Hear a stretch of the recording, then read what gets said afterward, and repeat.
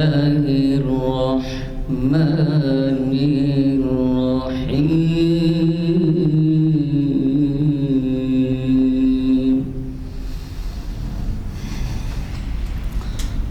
قل أعوذ برب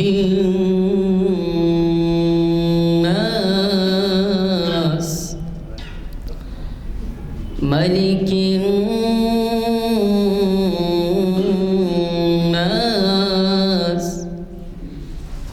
إله الناس قل أعوذ برب الناس ملك الناس إله الناس من شر الوسواس الخناس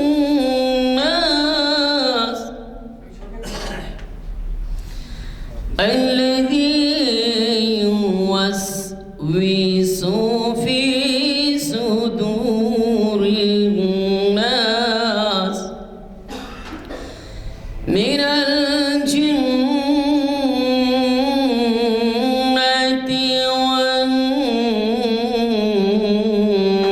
والناس صدق الله العظيم. اعوذ باللہ من الشیطان الرجیم بسم اللہ الرحمن الرحیم وانی لغفار ولمن تاب آمنا وعمل صالحا ثم صدق اللہ العظیم. اللہ تعالیٰ سورہ طٰہٰ کی 82ویں آیت کے اندر فرماتے ہیں یقیناً میں تمہارے گناہوں کو بخشنے والا ہوں، میں تم لوگوں کے گناہوں کو بخشتا ہوں، بخشوں گا بشرط کہ تم توبہ کرو اور ایمان لاؤ اور عمل صالح کرو اور پھر اس کے اوپر قائم رہو. ایمان لانے عمل صالح کرنے اور توبہ کرنے کے ساتھ ساتھ کفر و شرک سے اجتناب کرو اور اس میں استقامت رکھو. یقیناً میں تمہارے گناہوں کا بخشنے والا ہوں، میں تمہارے گناہوں کو بخشوں گا. اللہ تعالی ہم سب کو ان آیات کو سمجھنے اور اپنی اصلاح کرنے کی توفیق نصیب عطا فرمائے. آج کے پروگرام کے تعلق سے الحمدللہ آج تاریخ اسلام کی 980ویں نشست ہے جو جامعہ مسجد عالیہ گن فاؤنڈری کے کانفرنس ہال میں منعقد ہو رہی ہے. آج 18 نومبر ہے، بعد نماز عصر. آج مخاطب کرنے والے ہی ہماری جانی پہچانی مشہور شخصیت حیدرآباد اور گلبرگہ کی جو پرسنالٹی ڈیولپمنٹ کے ماہر ہیں، اقبالیات کے ماہر ہیں، مبصر ہیں، سیاست پر گہری نظر رکھتے ہیں. ان کا آج عنوان ہے اس بین اندلس میں مسلمانوں کا عروج و زوال. جناب ایاز شیخ صاحب، میں گزارش کرتا ہوں کہ وہ آئیں اور اپنی خیالات سے ہم لوگوں کو نوازیں. اما بعد اعوذ باللہ من الشیطان الرجیم بسم اللہ الرحمن الرحیم. اللہ کے نام سے جو بے انتہا مہربان نہایت رحم فرمانے والا ہے. درود و سلام تاجدار مدینہ حضرت محمد مصطفیٰ صلی اللہ علیہ وسلم پر. محافل عالیہ کے روح رواں اور ہمارے رہنما مربی و قائد ایڈوکیٹ غلام ازدانی صاحب، ہمارے مربی شمس الدین صاحب، فیاض صاحب، امام مسجد حاضہ، میڈیا انچارج طاہر صاحب، کوآرڈینیٹر شبیر صاحب، معزز حاضرین، انٹرنیٹ اور یوٹیوب کے ذریعے سے دیکھنے والے سامعین اور ناظرین کی خدمت میں السلام علیکم ورحمۃ اللہ وبرکاتہ۔ اللہ تعالیٰ کا بے انتہا لاکھ شکر ہے، بے انتہا شکر ہے اللہ کا کہ اللہ نے پھر ایک موقع دیا کہ آپ کے درمیان موجود ہوں۔ پچھلے ایک ہفتے کے دوران کئی اہم شخصیتیں دنیا سے رخصت ہو گئیں، یا اللہ نے ہمیں ہماری سانسیں باقی رکھیں، تو اس کا مطلب یہ کہ اللہ تعالیٰ ہمیں اپنے گناہوں کی تلافی کا اور نیکیوں کا مزید موقع دینا چاہتا ہے۔ الحمدللہ اللہ تعالیٰ ہمیں جب تک زندہ رکھے، اسلام پہ زندہ رکھے، اور جب موت دے تو ایمان پہ ہمارا خاتمہ فرمائے۔ دراصل آج کا جو موضوع ہے اندلس یا اسپین جسے حال میں کہتے ہیں، اس میں مسلمانوں کا عروج و زوال۔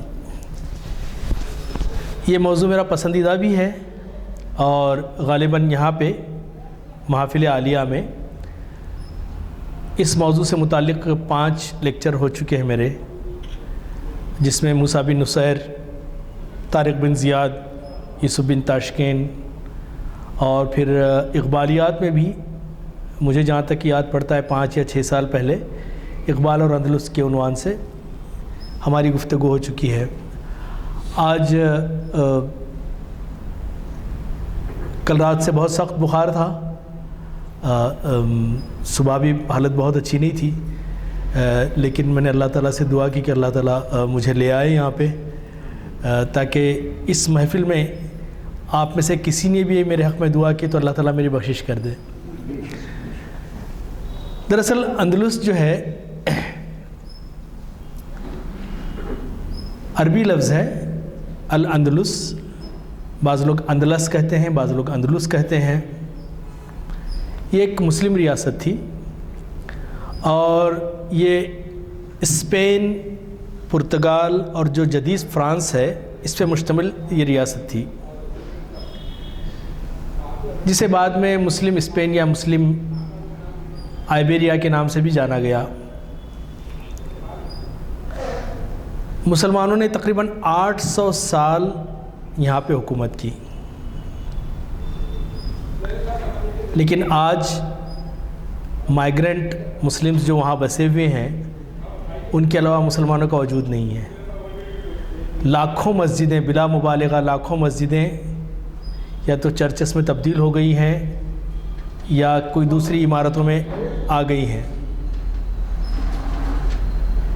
یہ ایک بڑی طویل داستان ہے،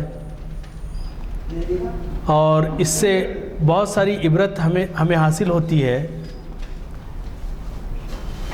اور اندلس کی خاص طور پہ اسپین کی، دنیا کی جتنی اسلام دشمن اور امن دشمن تحریکیں، تنظیمیں ہیں، وہ مطالعہ کرتی ہیں کہ کس طرح سے اندلس میں 800 سال حکومت کرنے کے بعد آج ان کا وجود ختم کیا گیا، تو دنیا کے دوسرے ایسے حصے جہاں مسلمان ہیں انہیں وہاں کسی طرح سے ختم کیا جا سکتا ہے۔ علامہ اقبال کو بھی اندلس کا بہت غم تھا، بہت درد تھا۔ مسجد قرطبہ آپ کی ایک عظیم الشان ایک مارکت الارا نظم ہے۔ علامہ اقبال نے اندلس کے تعلق سے بار بار اپنی اشعار میں کہا ہے بات کہ ہسپانیہ تو خون مسلماں کا امی ہے، مانند حرم پاک ہے تو میری نظر میں۔ پھر ایک ترانے ملی میں بھی آپ فرماتے ہیں کہ اے گلستان اندلس وہ دن ہے یاد تجھ کو، تھا تیری ڈالیوں پہ جب آشیاں ہمارا۔ تو اندلس کے تعلق سے علامہ اقبال کا ایک جذباتی لگاؤ تھا، یہ ایک الگ موضوع ہے۔ تو بہرحال میں آپ کو بتاؤں کہ اسپین میں مسلمان گئے کیسے۔ اسپین میں عیسائی اور اس وقت کے جو بادشاہ تھے، وہاں کے جو بادشاہ تھے، انہوں نے ظلم و ستم کا بازار گرم کیا ہوا تھا۔ عوام پہ نت نئے ٹیکسز، پریشان کرنا اور عوام پہ ظلم و ستم، تو بہت سارے لوگ فرار ہو کر اسپین سے اس دور کے افریقہ یا مراکش کی طرف، جسے مغرب کہتے ہیں عرب میں، وہاں وہ ہجرت کر کے آئے۔ افسوس اس بات کا ہے کہ آج ریورس ہجرت ہو رہی ہے، مسلمان مراکش سے اسپین کی طرف جا رہے ہیں پناہ گزین کی صورت میں۔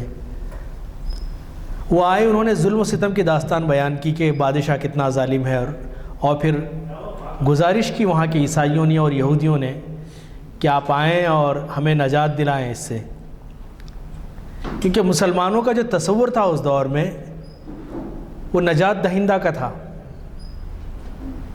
مسلمانوں نے صرف ملکوں کو فتح کرنے یا ہوسگیری کے تحت ملکوں پہ اٹیک نہیں کیا، فتح نہیں کیا اپنی سلطنت کے حدود اور رقبے کو بڑھانے کے لیے، بلکہ وہاں کے باشندوں کو وہاں کے ظالم حکمرانوں سے نجات دلانے کے لیے پیش قدمی کی اور اللہ کے دین کے پھیلانے کے لیے۔ تو جب مسلسل لوگوں کی تکالیف سامنے آئیں تو موسیٰ بن نصیر، جس پہ ایک لیکچر یہاں ہو چکا ہے تفصیلی، انہوں نے اپنے ایک بربر سردار طارق بن زیاد کو فوج دی۔ غالباً کہا جاتا ہے کہ 8-7 ہزار کا کچھ لشکر تھا، وہ دیا اور کہا کہ جاؤ اب اسپین کہ وہاں کے لوگوں کو ظلم سے نجات دلاؤ۔ طارق بن زیاد اسپین کے ساحل پہ پہنچے اور یہ غالباً 710 عیسوی جولائی کا یہ شاید واقعہ ہے۔ یہ تو طارق بن زیاد نے اسپین کے ساحل پہ قدم رکھا اور سامنے ایک عظیم الشان لشکر کھڑا ہوا تھا۔ اب طارق بن زیاد کا ایک چھوٹا سا لشکر تھا اس کے سامنے، چند ہزار نفوس سے مشتمل۔ تو طارق نے ایک عجب نظارہ دیکھا اس وقت۔ طارق بن زیاد رحمۃ اللہ علیہ کہنا چاہیے ان کو، تو انہوں نے اپنی فوج کو حکم دیا کہ ساری کشتیاں جلا دو اپنی۔ مینجمنٹ کی زبان میں بھی اور بلکہ محاورے کے طور پہ آ گیا، کشتیاں جلا دی اس نے اپنی، یعنی کہ اب یا تو فاتح ہونا ہے یا شہید ہونا ہے، اب پیچھے آپ کے سمندر سے واپس بھاگنے کا راستہ نہیں ہے، اب آپ راہ فرار اختیار نہیں کر سکتے۔ تو طارق بن زیاد رحمۃ اللہ علیہ نے اس وقت ایک عظیم الشان جملہ کہا تھا جو تاریخ میں محفوظ ہو گیا۔ آپ نے کہا تھا ایھا الناس این المفر، اے لوگو اب فرار کا راستہ کہاں ہے، کشتیاں تو جلا دیں۔ پھر آپ نے کہا البحر من ورائکم، سمندر تمہارے سامنے ہے، والعدو امامکم، اور تمہارا دشمن تمہارے سامنے ہے۔ سمندر تمہارے پیچھے ہے اور دشمن تمہارے سامنے ہے۔ وَلَيْسَ لَكُمْ وَاللَّهِ إِلَّا الصَّدْقُ وَالصَّبْرُ، تمہارے سامنے اس کے علاوہ کوئی چارہ نہیں ہے کہ استقامت اور صبر سے کام لو۔ ہمت کرو گے تو یہ سارا ملک تمہارا ہے، بزدلی دکھاؤ گے تو دونوں طرف موت ہے۔ اور تاریخ نے یہ نظارہ دیکھا کہ آپ کی مٹھی بھر اس لشکر نے شکست فاش دے دی اس لشکر کو، بادشاہ کی، اور اس طرح مسلمانوں کا پہلی حکومت کا قیام وہاں پہ عمل آیا۔ طارق بن زیاد کے بعد پھر موسیٰ بن نصیر بھی مزید فوج کو لے کے پہنچے اور ایک کے بعد دیگرے فتح ہوتی گئیں، جیسے قرطبہ ہوا، مغیث رومی کے ہاتھ سے فتح ہوا، اور پھر اشبیلیہ ہے، ماردہ ہے اور تولیدو ہے، یہ ساری چیزیں فتح ہوئیں۔ اور طارق بن زیاد جب اپنی فوج کو لے کر گئے تھے تو آپ نے جس آبنا کو عبور کیا تو اسے جبلت طارق یا آج بھی جبرالٹر کے نام سے یاد کیا جاتا ہے۔ اب اس کے بعد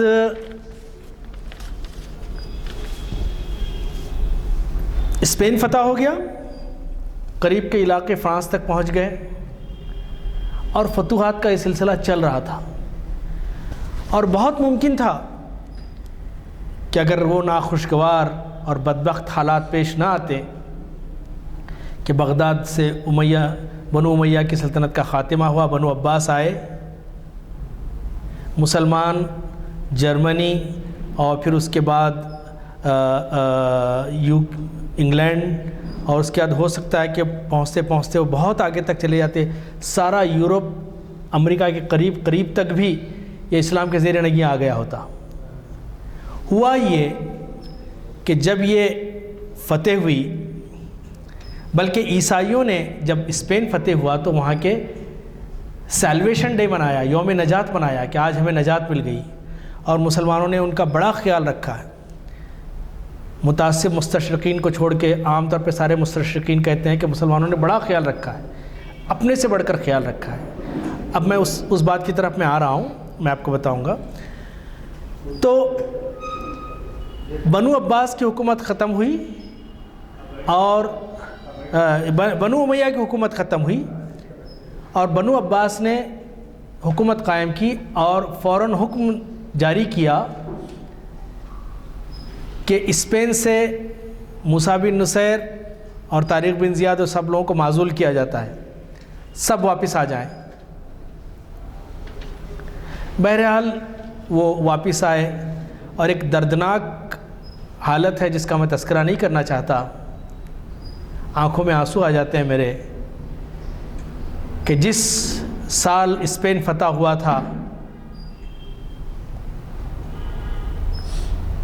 مکہ مکرمہ میں حج کے دوران سارے مسلمان ایک دوسرے کو مبارکباد دے رہے تھے کہ الحمدللہ ایک نیا ملک شامل ہوا ہے، لیکن اسی حرم کے باہر ایک شخص کو نابینا کیا گیا تھا اور وہ بھیک مانگ رہا تھا اپنا جرمان ادا کرنے کے لیے، وہ موسیٰ بن نصیر تھا۔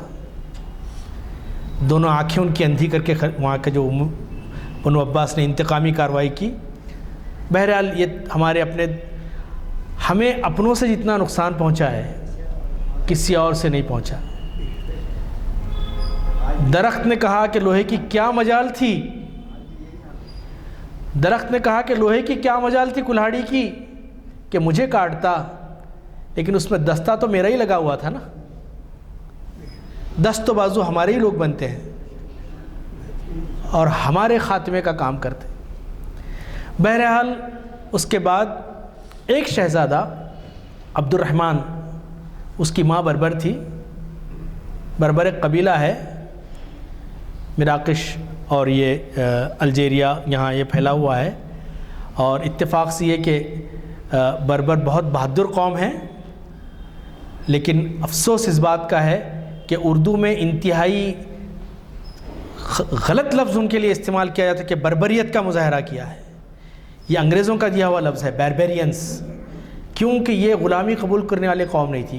انشاءاللہ کسی وقت اس پہ بات کریں گے، اب موقع نہیں ہے۔ اس کی ماں بربر تھی، وہ چھپتا چھپاتا عبد الرحمن پہنچا افریقہ، وہاں سے کچھ لوگوں کو لیا اور اسپین چلا گیا، وہاں پہ اس نے پھر لوگوں کو منظم کیا اور وہاں پہ اپنی سلطنت کی بنیاد ڈالی۔ عبد الرحمن الداخل، اقبال نے ایک نظم بھی کہی ہے کہ عبد الرحمن نے جب کھجور کا پودا وہاں پہ پلانٹ کیا تھا تو کیا کہا تھا۔ بہرحال عبد الرحمن الداخل کا دور سنہرا دور تھا، اور ایسا شاندار دور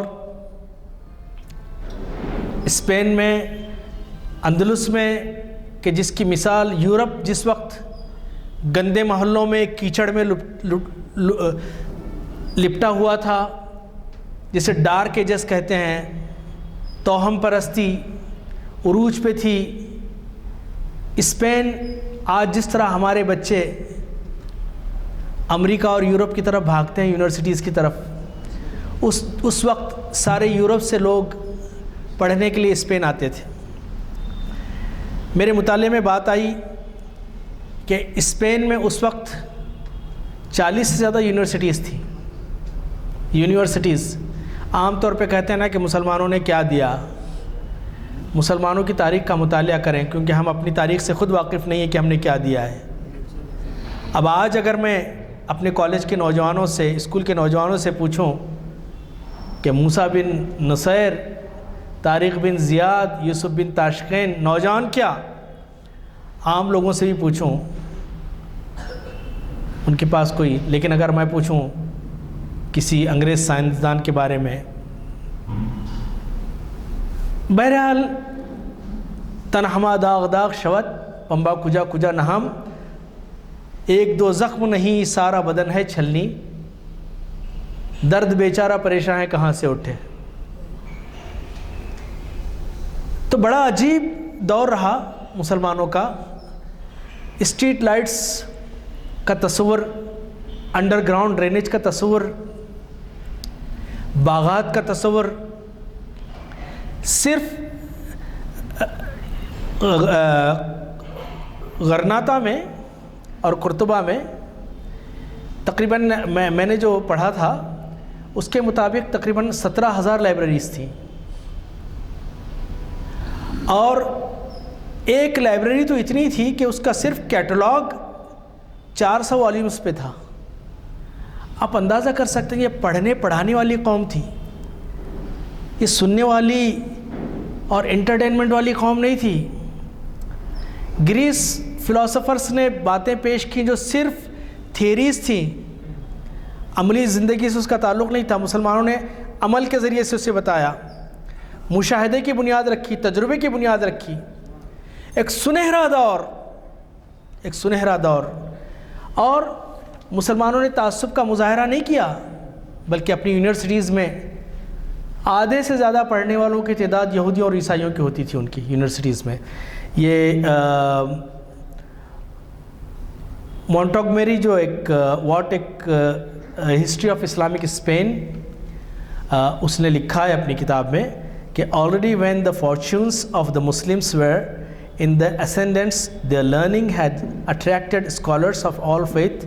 Spanish Jews in particular were, including the great Maimonides, sat at the feet of Arabic speaking teachers and wrote their books in Arabic.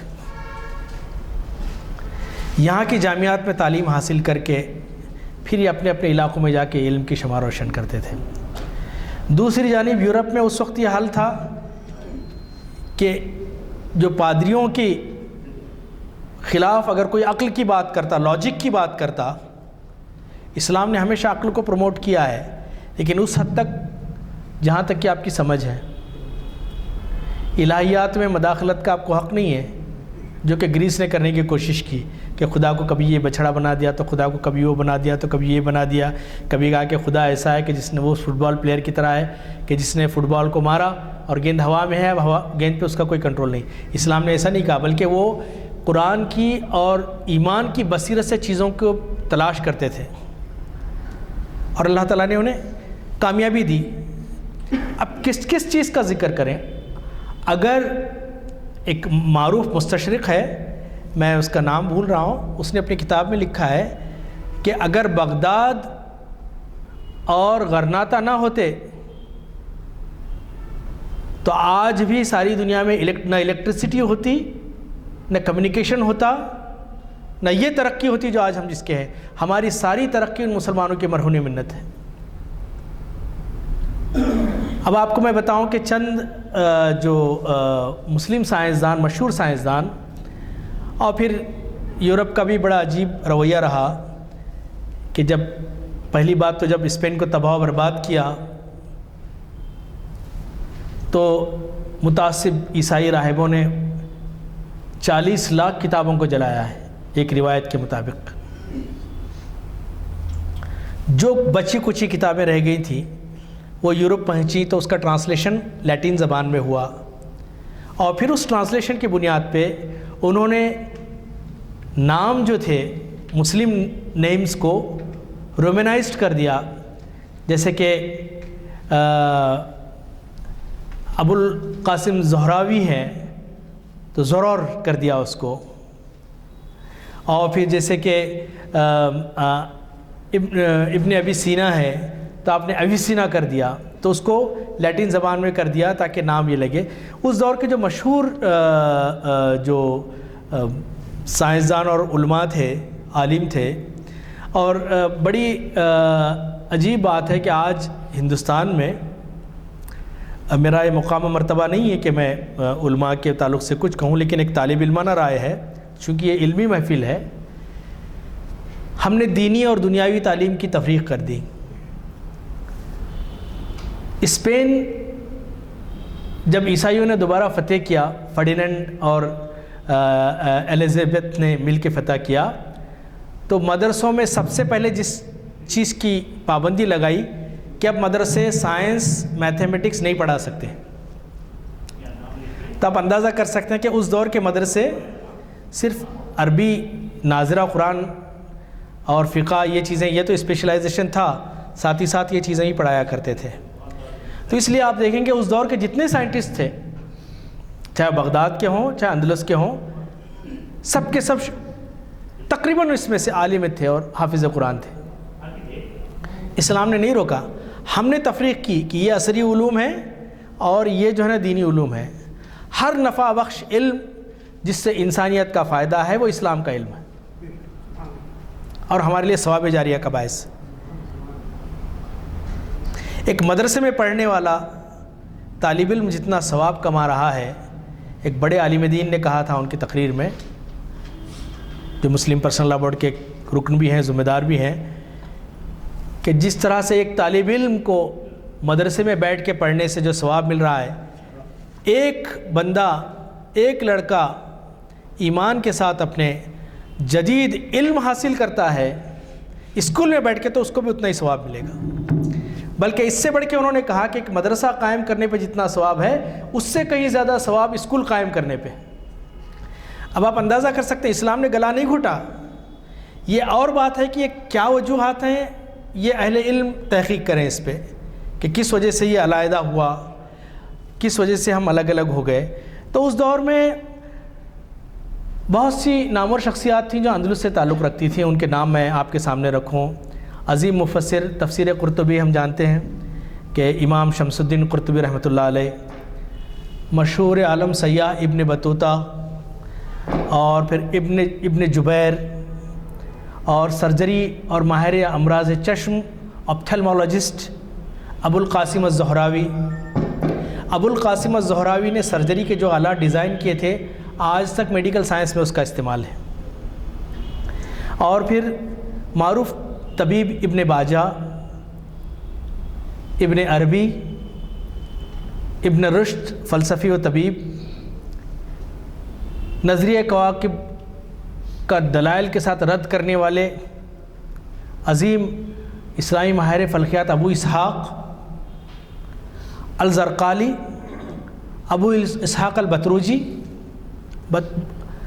تاریخ ہسٹورین بہت بڑے امام ابن خلدون، نامور طبیب یونس الحرفی، بڑے جغرافی کے ماہر اور ایسٹرونامر شریف الادریسی، سب سے پہلے جس نے پلین کا ڈیزائن دیا، سب سے پہلے جس نے پلین بنایا۔ ہمیں جیسے ہی ہمارے بچوں کو کہیں گے کہ پلین کس نے ایجاد کیا تو فوراً کہیں گے رائٹ بردرز۔ رائٹ بردرز کا کنٹریبیوشن ہے، انہوں نے اسے ترقی یافتہ شکل دی، لیکن سب سے پہلے پلین جس نے بنایا اور اسے کامیابی کے ساتھ اڑا کے دکھایا، لیکن کچھ پرابلمس ہوئی اس کے ساتھ، وہ ابن فرناس۔ آج بھی یورپ کی لائبریریوں میں، لیبارٹریز میں اس کی تصویریں لگی ہوئی ہیں۔ ہمارے بچے کون جانتے ہیں ان کو؟ مانگتے پھرتے ہیں اغیار سے مٹی کے چراغ، اپنے خورشید پہ پھیلا دیے سائے ہم نے۔ ہم ہی اپنی تاریخ سے واقف نہیں ہیں، کسی کا کیا رونا روئیں۔ پھر اس کے بعد نامور فزیشین ابن الہیثم، ماہر فلکیات و الجبرا نصیر الدین توسی، اور بے شمار یہ علماء جو ہیں اور ماہرین جو ہیں ان کا تعلق اندلس سے تھا۔ اندلس میں انٹلیکچوئلس گیدرنگز ہوتی تھیں، لوگ ڈسکس کرتے تھے، ٹرانسلیشن ہاؤسز تھے، دنیا بھر کے علم کو لا کے وہاں پہ ٹرانسلیشن ہوتا تھا۔ یہاں کے علم کو عربی زبان میں جو تھا اس کو ٹرانسلیٹ کر کے لیٹن زبان میں، گریک زبان میں اور دوسری زبانوں میں ٹرانسفر کیا جاتا تھا۔ مسلمان علم بانٹنے میں کنجوس نہیں رہے۔ یہ ایک حقیقت ہے کہ یورپ اور امریکہ کی یونیورسٹیز آج بھی کچھ کورسز ایسی ہیں جس میں مسلمانوں کو یا تھرڈ ورلڈ کنٹریز کے لوگوں کو ایڈمیشن نہیں دیتی۔ کچھ کورسز مخصوص ہیں، میں غلط نہیں کر رہا ہوں، آپ گوگل کر لیجئے اور اس پہ آپ کو اندازہ ہو جائے گا۔ بہرحال ایک سنہرا دور گزرا، پھر مسلمانوں کا جیسے کہ حال ہے کہ اللہ کے رسول صلی اللہ علیہ وسلم نے فرمایا ہر امت کے لیے ایک فتنہ ہے، میری امت کے لیے فتنہ مال ہے۔ مال جب تک کہ امانت کا تصور آپ کے پاس ہے، امین کے طور پر ہے، بہت اچھا ہے۔ مال ایک بہترین سواری ہے جس پہ آپ سوار ہوں اور آپ کے کنٹرول میں رہے، لیکن اگر وہ آپ پہ سوار ہو جائے تو آپ کو غارت کر کے رکھ دے گی۔ مسلمانوں کے پاس پیسہ آ گیا، عیش و آشائش آ گئی، اب ایسی چیزوں کی طرف وہ آنے لگے، راغب ہونے لگے کہ جو انہیں تباہی کی طرف لے جا رہی تھی۔ نئے نئے گیمز، نئے نئے انٹرٹینمنٹ کی چیزیں ایجاد ہونے لگی، اور پھر یہ کہ نئی نئی چیزیں، لایانی چیزیں جن کا نہ دین سے تعلق ہے نہ دنیا سے تعلق ہے، اس پہ لوگ اپنی قوتیں صرف کرنے لگے۔ اب میرے پاس وقت نہیں کہ میں ساری چیزیں بتاؤں۔ عشق و عاشقی کے مناظر، رومانٹک پوئمز لکھی جانے لگیں، اللہ کے وجود پہ نعوذ باللہ باتیں ہونے لگیں، اور پھر کہا سمجھا جانے لگا کہ یہ جو عیش و عشرت ہمارے پاس ہے یہ ہمیشہ رہے گی۔ پھر اس دوران ملک ہوسگیری، آپسی اختلافات میں ایک مسلمان حکمران دوسرے مسلمان پہ حملہ کرنے لگا، گورنر، طوائف الملوکی ہو گئی، تتر بتر ہو گئے، یہاں تک کہ بڑا خطرناک دور تھا وہ کہ مسلمان اپنے بھائی کو ہرانے کے لیے عیسائی بادشاہوں کی مدد لی جانے لگی۔ تو اس طرح سے عیسائیوں کو آہستہ آہستہ وہاں پہ اپنا اثر و رسوخ جمانے کا موقع ملا، اور پھر ہوا یہ کہ عیسائی آہستہ آہستہ آہستہ قابض ہوتے گئے، اور یہ سلطنت ہماری سمٹ کے بس 2-3 شہروں تک، 2-3 صوبوں تک رہ گئی۔ اس دوران کئی لوگوں نے کوشش کی، عبد الرحمن الثانی نے کوشش کی، یوسف بن تاشکین نے کوشش کی، لیکن افسوس اس بات کا ہے کہ عصبیت کا جو بھوت ہے مسلمانوں پر، حسب و نسب، ہندوستان میں تو خیر حسب و نسب کا ہے، یہ سید ہے، یہ شیخ ہے، اور یہ پٹھان ہے، یہ اشراف ہیں، یہ ارزال ہیں۔ اللہ کا شکر ہے ساؤتھ انڈیا میں، حیدرآباد میں ہمارے بہت زیادہ نظر نہیں آتا، لیکن نارتھ انڈیا میں بڑا تعجب ہوتا ہے مجھے بعض اوقات۔ وہ کہتے ہیں کہ ان صاحب کا تعلق طبقہ ارزال سے ہے اور یہ اشراف سے ہے، فلاں فلاں خاندان نے پیدا ہوئے، آپ اشراف بن گئے، جبکہ اللہ نے کہا تھا ان اکرمکم عند اللہ اتقاکم، تم میں سے بہترین وہ ہے جو تقوی جس کا بڑا ہو۔ تو وہاں پہ عیسائیوں نے، یہودیوں نے اور خود ہمارے منافقین نے مل کر مسلمانوں کے اندر اس طرح سے تفرقہ پیدا کیا کہ یہ عربی ہے، یہ غیر عربی ہے، قبیلے کی بنیاد پہ تعصب، یہ عربی ہے، یہ غیر عربی ہے، یہ بربر ہے، یہ یمنی ہے، یہ حجازی ہے، اور پھر یہ کہ یہ عربی النسل ہے۔ ہوا یہ تھا کہ کچھ لوگ عرب تھے، ان کی نسلیں چل رہی تھیں، کچھ لوگوں نے وہاں کی عورتوں سے شادی کر لی، کچھ وہاں نے اسلام قبول کر لیا، مسلمان ہو گئے۔ تو مسلمانوں میں طبقات بن گئے کہ یہ اصل النسب ہے، یہ عرب ہے، یہ جو ہے نا خارجی ہے، یا یہ اجنبی ہے، یا یہ غیر معروف ہے، یہ چونکہ یہ اسپینی ہے، یہ عرب نہیں ہے۔ جبکہ اللہ کے رسول صلی اللہ علیہ وسلم نے خطبہ حجۃ الوداع میں صاف صاف کہا تھا کہ کسی عربی کو عجمی پر فضیلت نہیں، کسی اجمی کو عربی پہ فضیلت نہیں، کسی گورے کو کالے پہ فضیلت نہیں، کسی کالے کو گورے پہ فضیلت نہیں، جاہلیت کے سارے انصاب میرے پیر کے نیچے، لیکن اس میں بڑھ گئے۔ اب اس کی بنیاد پہ خانہ جنگی شروع ہوئی۔ پھر دوسرا تعصب لنگوسٹک، لہجوں کا تعصب، یہ افریقن زبان بولتا ہے، یہ عربی بولتا ہے، یہ اسپینش بولتا ہے، یہ لیٹن بولتا ہے، زبانوں کا تعصب، جیسے کہ آج بھی کسی قدر ہمیں محسوس ہوتا ہے، لیکن اللہ کا شکر ہے اتنا زیادہ نہیں ہے، لیکن ہے کچھ نہ کچھ۔ اب یہ اس بنیادوں پہ لڑائیاں شروع ہوئیں، اس بنیادوں پہ مسلک بنے۔ اب یہی کیا کم تھا کہ یونانی فلسفے کو ٹرانسلیٹ کر کے اپنے پاس لے آئے اور اس فلسفے کو بہت بڑا درجہ دے کر کہا گیا کہ فلسفہ غلط نہیں ہو سکتا ہے، نعوذ باللہ اسلام غلط ہو سکتا ہے۔ اللہ غریق رحمت کرے، قبر کو نور سے بھر دے امام غزالی رحمۃ اللہ علیہ کا کہ آپ نے فلسفے کی کاٹ کر دی۔ جیسے کہ اقبال نے کہا، فلسفہ رہ گیا تلقین غزالی نہ رہ گئی رسم ازاں روح بلالی نہ رہی۔ تو یہ خانہ جنگی ہوئی۔ آخر میں یہ ہوا کہ عیسائیوں نے، یہودیوں نے، جو بادشاہ تھے، عام عیسائی اور یہودیوں کا بات نہیں کر رہا ہوں، جو بادشاہ تھے ان لوگوں نے لڑانا شروع کیا، پشت پناہی شروع کی، اور چھوٹی چھوٹی اپنی اس میں بڑھ گئی۔ اب یہ بڑا عجیب مرحلہ ہے کہ جس ملک پہ 800 سال آپ نے حکومت کی، 800 سال معمولی نہیں ہوتے، وہاں سے ایک ایک ایک ایک کر کے آپ کو نکال دیا گیا۔ اور جب فرڈینینڈ اور الزبیتھ قصر الحمراء میں آئے، اب انہوں نے کیا، اب اس کی روشنی میں ساری دنیا کے لوگ جائزہ لیں، بہت ساری باتیں کھل کے نہیں کہی جا سکتی، آپ خود سمجھیں کہ تاریخ اپنے آپ کو دہراتی ہے۔ انہوں نے جیسے ہی مسلمانوں کا خاتمہ ہوا، کچھ مسلمان ہجرت کر کے چلے گئے افریقہ کی طرف، سلطنت عثمانیہ کی طرف، کچھ جو رہ گئے تھے ان پہ پابندی لگائی گئی کہ وہ عربی نہیں پڑھا سکتے اپنے بچوں کو، نکاح شادی کا وہ نہیں ہوگا، بلکہ وہ وہاں پہ سول کوڈ ہوگا، ملک کا قانون۔ آپ کو اذان کی اجازت نہیں ہوگی، آپ کو اپنے مذہب کی تبلیغ کی اجازت نہیں ہوگی، آپ کو حجاب اور اسلامی شعار کی اجازت نہیں ہوگی، اور آپ کو لازماً یہ ساری شرطیں قبول ہیں، اور آپ دوسرے درجے کے شہری رہیں گے۔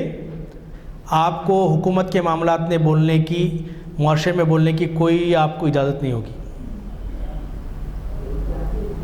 اور پھر قانون میں اس طرح سے تبدیلیاں کی گئیں، بتایا گیا کہ اب آپ یہاں رہنا ہے تو ہمارے دست و کرم پہ آپ کی جو سانسیں ہیں وہ ہماری دی ہوئی ہیں، یا دوسرا آپشن یہ ہے کہ آپ گھر واپسی کریں، عیسائی بن جائیں۔ لاکھوں کی تعداد میں مسلمانوں کو مرتد کیا گیا، کچھ مسلمان جان بچا کے اپنی بھاگ کے افریقہ کی طرف آئے۔ تو میں یہ بتا رہا ہوں کہ اللہ سبحانہ و تعالیٰ رب العالمین ہے، قوانین فطرت اس دنیا کو چلا رہے ہیں۔ اگر آپ کیپیبل نہیں ہیں تو اللہ کو آپ کی ضرورت نہیں ہے۔ آپ کو اگر فار ایگزامپل کتنا ہی اچھا قاری ہو، عالم ہو، تہجد گزار ہو، گاڑی چلانی نہیں آتی اسے، تو اس کے ہاتھ میں کار کی چابی نہیں دیتے ہیں اسے۔ تو یہ اسٹیٹ کرافٹ آپ کو پتہ نہیں ہے تو آپ کے حوالے اللہ تعالیٰ دنیا کا نظام نہیں کرے گا، کریش کر دیں گے آپ۔ ہاں، اللہ کی مدد آپ کے ساتھ ہے اگر آپ قانون فطرت کے مطابق اپنے آپ کو کیپیبل ثابت کریں۔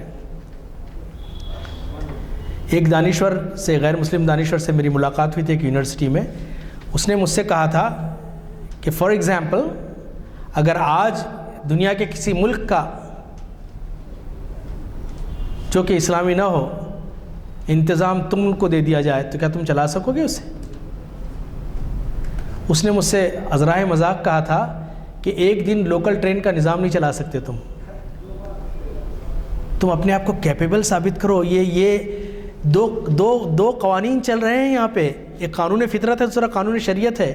قانون شریعت میں معافی کی گنجائش ہے, فطرت سے بغاوت کریں گے اسی لیے علامہ اقبال نے کہا کہ فطرت افراد سے اغماض بھی کر لیتی ہے پر کرتی نہیں ملت کے گناہوں کو معاف. بہرحال ایک آخری امید کی کرن جاگی تھی جب سلطان ابو الحسن نے دوبارہ مسلمانوں کو اسپین میں اکٹھا کرنا شروع کیا, اور فرڈینینڈ نے لکھا ابو الحسن کو کہ اگر خیریت چاہتے ہو تو ہمیں جتنا جو ٹیکس دے رہے ہو اس کو ڈھالنا شروع کر دو, اس کے سکے سونے کے. تو ابو الحسن نے بڑی جواں مردی سے اس وقت کہا تھا, یہ آخری چراغ تھا, وہ بھی اپنوں کی غداری سے ختم ہوا, سگے بیٹے کی غداری سے ختم ہوا. ابو الحسن نے کہا فرڈینینڈ کو کہ اب غرناطہ کی ٹکسال میں سکے نہیں ڈالے جائیں گے کہ جو ہم خراج کی شکل میں تمہیں دیں گے, بلکہ اس میں تلواریں ڈالی جائیں گی جو تم دشمنان اسلام کی گردن اڑا دیں گی. یہ ابو الحسن نے کہا تھا اس وقت, اور وہ بڑا پریشان ہو گیا تھا کہ یہ اتنا زبردست یہ ان کا جذبہ جہاد ہے. بہرحال ان کے بیٹے نے غداری کی, ابو عبداللہ نام ہے اس کا, اور اس نے اپنے باپ کے خلاف غداری کی. ایک بڑی کئی مرتبہ تو آنسو جاری ہو جاتے ہیں کہ سگے بیٹے نے عیسائی بادشاہ کے پاس پناہ لی اور کہا کہ مجھے بادشاہ بنا دو, میرے باپ کو نکال دو. اس نے کہا اچھا ٹھیک ہے چلو ہمارا ساتھ دو. اس نے اس کے والد کو, اس کے چچا کو شکست دی اور اس سے کہا کہ یہ تم 2-3 علاقے دے دیے غرناطہ اور وہ, کہ ان علاقوں پہ اپنا حکومت کرتے رہو. اور پھر جب پورا اسپین فتح ہوا تو فرڈینینڈ اور الزبیتھ کی کہانی بھی بڑی عجیب ہے, میں 2 منٹ اور لوں گا. فرڈینینڈ اور الزبیتھ کی کہانی بھی عجیب ہے. یہ دونوں 2 عیسائی ریاستیں تھیں جو ایک دوسرے سے ہمیشہ لڑتی تھیں, لیکن ایک عیسائی راہب نے کہا کہ تم دونوں کا مشترکہ دشمن, کیونکہ دونوں الگ الگ نسل سے تھیں, عیسائی تھے لیکن الگ الگ نسل تھی, جس کا مظاہرہ ہم دیکھتے ہیں. اس نے کہا کہ تمہارا مشترکہ دشمن مسلمان ہے, اب تم دونوں شادی کر لو آپس میں تاکہ یہ دونوں ریاستیں ایک ہو جائیں اور تم مسلمانوں کا صفایا کر سکو. اور دونوں نے شادی کر لی اور دونوں نے مل کے مسلمانوں کا صفایا یقیناً کر دی. ابو عبداللہ کو انہوں نے لکھا کہ Abu Abdullah your time is over now, ختم ہو گیا تمہارا وقت. تو اپنے باپ کے ساتھ غداری کیا, ہمارا کیا وفادار رہ سکتا؟ بس تو ہمارا ساتھ دیا تو اتنا ہم احسان کر سکتے ہیں تجھ پر کہ تجھ کو محل جان اور مال کے ساتھ, کچھ مال کے ساتھ چھوڑنے کی اجازت دیتے ہیں.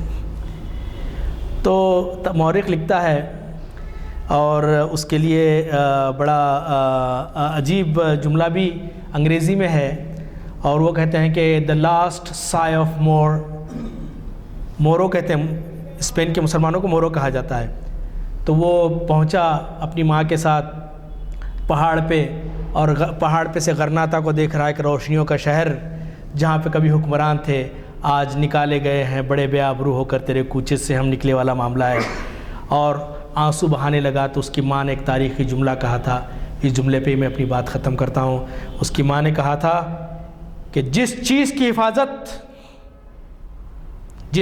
کی حفاظت تم مردوں کی طرح نہیں کر سکے, اور اس کے چھن جانے پر عورتوں کی طرح آنسو بہانے سے کیا فائدہ. جزاک اللہ خیر, والسلام علیکم ورحمۃ اللہ وبرکاتہ. السلام علیکم.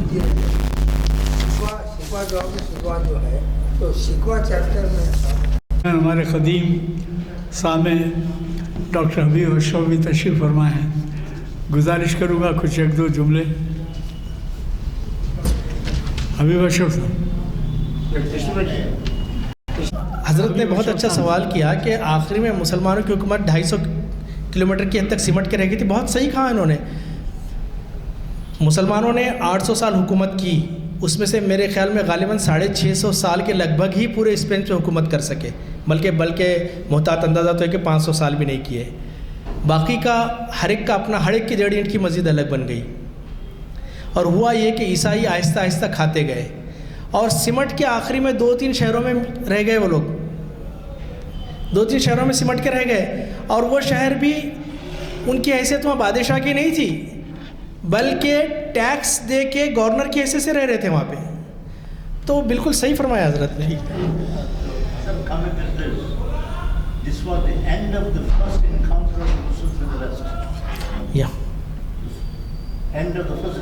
I gave a talk about 5 years ago here. ماشاء اللہ. 3 encounters with the West. There was the first encounter finished in 1492. But the 150 years before that, second encounter was already begun. The Khilafat Usmaniya. 1300. And the second encounter. مسلمانوں پہ 3 بڑے حملے کیے، 3 بڑے ان کے زبردست کاروائیاں رہیں اسلام اور مسلمانوں کو ختم کرنے کے. پہلا تو اسپین کا ہوا کہ وہاں سے نام و نشان مٹا دیا گیا. دوسرا سلطنت عثمانیہ کا خاتمہ. سلطنت عثمانیہ کا خاتمہ ایک بہت بڑا سیٹ بیک تھا، اور دنیا کے 52 اسلامی ملک غلام تھے اس وقت. اور تیسرے انکاؤنٹر کی تیاری چل رہی ہے.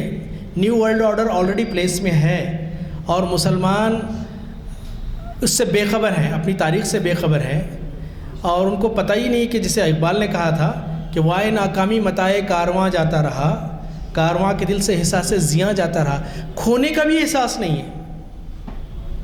تو بالکل اللہ جب تک دیکھیے، تو اگر اپنی حقیقت سے خبردار رہے، نہ سیاہ روز رہے اور نہ سیاہ کار رہے. اللہ تعالیٰ ہمیں اپنا عرفان ذات عطا کرے. جزاک اللہ خیر. شکریہ. سالمانہ خطاب کے بارے میں میں کیا کچھ کہہ سکتا ہوں. البتہ یہ ہے کہ کون سا ہے آئٹم اس کے بعد؟ شیخ عبد القادر جیلانی رحمۃ اللہ علیہ کی تعلیمات. 21 نومبر کو یعنی پیر کے دن بہت ہی اہم عنوان ہے، کیونکہ آپ حضرات اس ہستی سے واقف ہیں جو تاریخ اسلام کی ایک گراں قدر حضرت شیخ عبد القادر جیلانی اور ان کی تعلیمات. جناب محمد عنایت اللہ شریف حسامی، ان کو بھی آپ سن چکے ہیں. کانفرنس ہال میں شریعت انفارمیشن کی سروس کی 875ویں نشست ہے.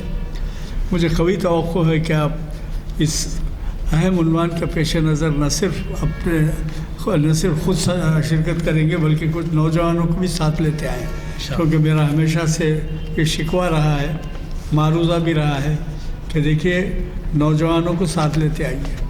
یہ وقت ایسا ہے کہ اس میں چند لمحات میں چند منٹوں میں وہ بہت کچھ معلومات کے خزانے لے کے ساتھ جا سکتے ہیں. اور ہمارے جو مفکرین ہیں، جو مقررین ہیں، ان کی محنت رائگانی جاتی ہے اگر یہاں کچھ نوجوان چہرے بھی نظر آئے ہیں. مجھے قوی توقع ہے کہ آپ اس کی طرف توجہ فرمائیں گے. دعا کی گزارش. اللهم صل على سيدنا محمد وعلى سيدنا محمد وبارك وسلم. ربنا آتنا في الدنيا حسنة وفي الآخرة حسنة وقنا عذاب النار. ربنا ظلمنا أنفسنا وإن لم تغفر لنا وترحمنا لنكونن من الخاسرين. رب اغفر وارحم وأنت خير الراحمين. اللهم أعز الإسلام والمسلمين وأذل الشرك والمشركين. اللهم شتت شملهم. اللهم مزق جمعهم. اللهم دمر ديارهم. اللهم زلزل الأرض تحت أقدامهم. اللهم إنا نجعلك في نحورهم ونعوذ بك من شرورهم. سبحان ربك رب العزة عما يصفون وسلام على المرسلين والحمد لله رب العالمين.